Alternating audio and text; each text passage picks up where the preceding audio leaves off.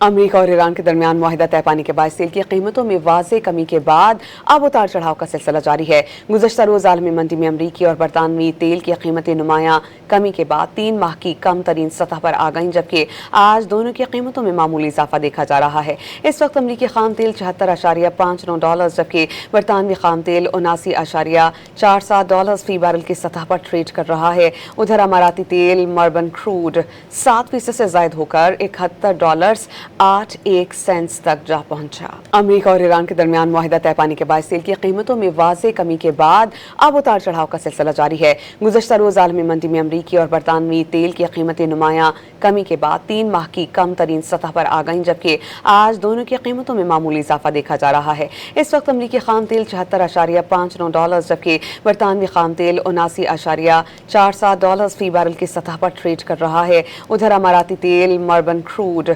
7% से जायद होकर $71.81 तक जा पहुंचा।